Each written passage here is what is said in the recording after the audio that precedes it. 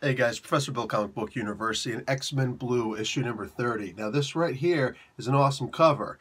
This actually does happen a lot inside the comic book. There's a huge fight between Dakin and James Hudson, except that, well, he's the poison instead, except that he's not. Okay, this is going to be really weird. I think they just decided to give him a new power.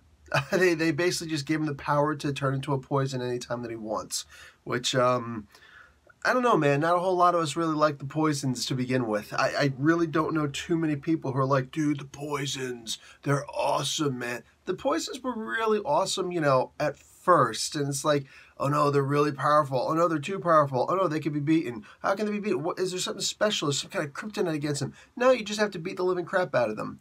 Really? Really? So not feeling it. Not feeling it. I do like that this is probably one of the best Dakin books that there is. Like, I gotta admit, like, he comes out with his twin katana. I mean, like, aside from him killing the Punisher, he's had some really good stories, and I haven't read all of his stories, all right? So maybe he's had a whole lot of good, I don't know. I haven't seen too many really good stories with him. I'm not a huge Dakin fan. You could read this book, and you could be a pretty good Dakin fan, man. Like, this was really good. He held his own. He did not back down. He did not just get chumped someplace. He didn't get eviscerated with a giant snowflake. I read that comic book.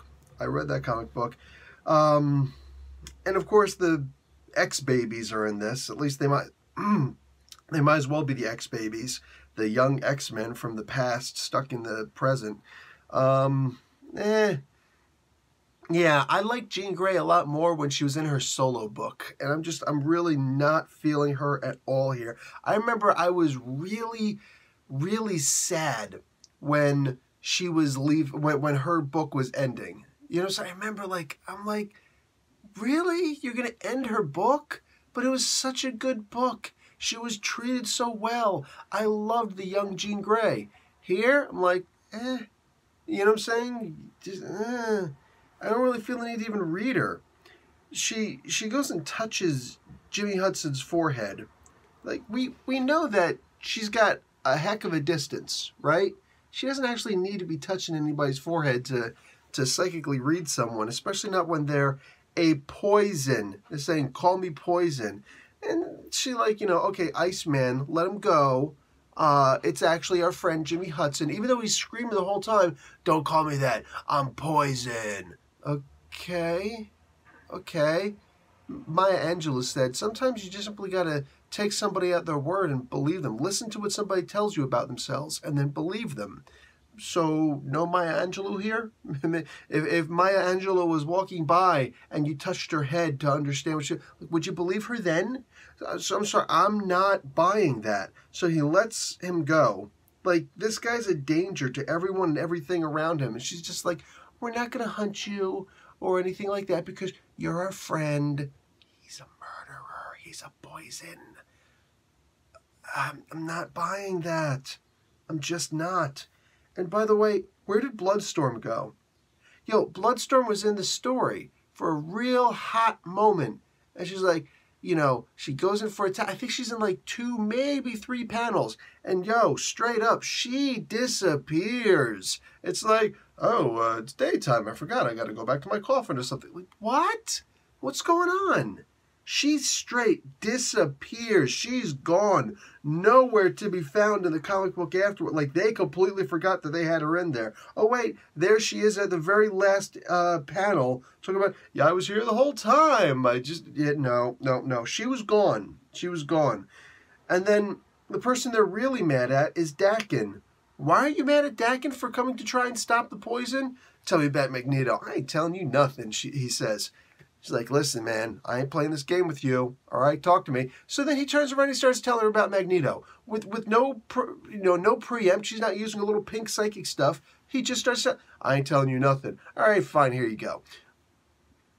And he goes and says, yeah, he's done with you guys because you didn't come and help him in Madripoor. They were in space. She became a poison. They all became poisons. And, I mean, like, it was on TV. And Venom was there. Remember? He's just like, you guys didn't help me in Madripoor. So now I'm going to be a bad guy again. Yo, people are flipping. People are flipping. I'm not feeling it. And then the White Queen, dude, I'm sorry. Can we just stop for a second and really pay attention? Look, and I know there's a whole lot of White Queen fans out there. Look, I'm not denying that she's hot. What I'm talking about is that she's one of the baddest of the bads. No, she doesn't have mutants in mind, in favor. All right, what she says, I was talking about, I'm going to help mutants and whatnot. No, she's not. No, she's not.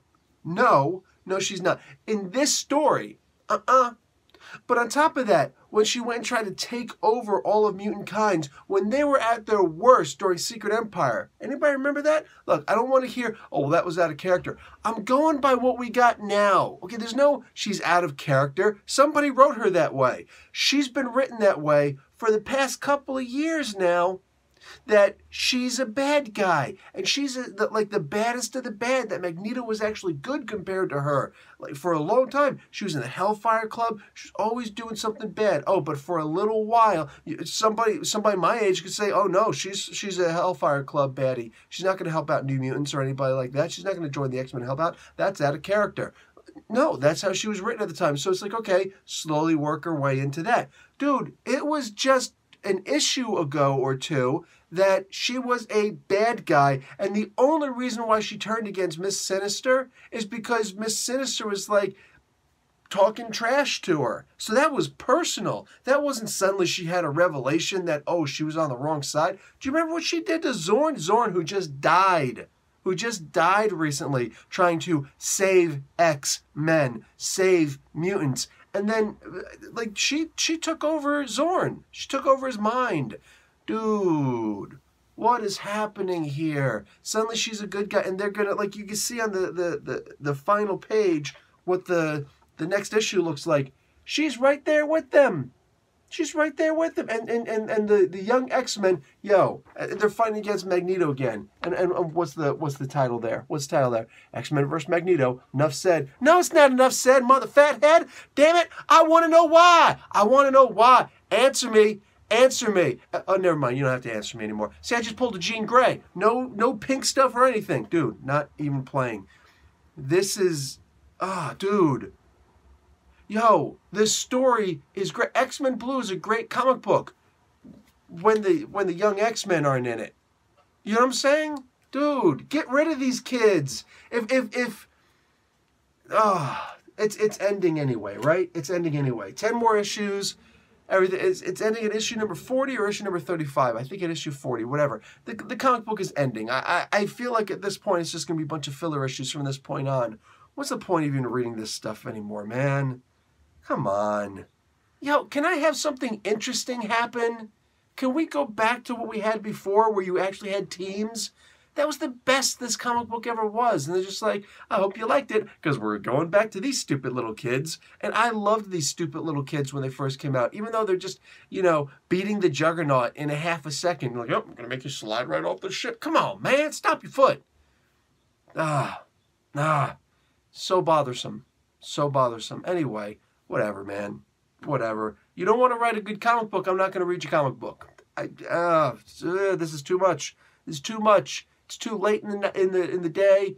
I've been reading too much for me to have like really good comics and to say, oh look, there's X-Men Blue. That used to be a good comic book, and be hesitant to want to pick the book up. Don't take offense. Fix it. Fix it. Just fix the comic. Professor Bill, Comic Book University, class dismissed.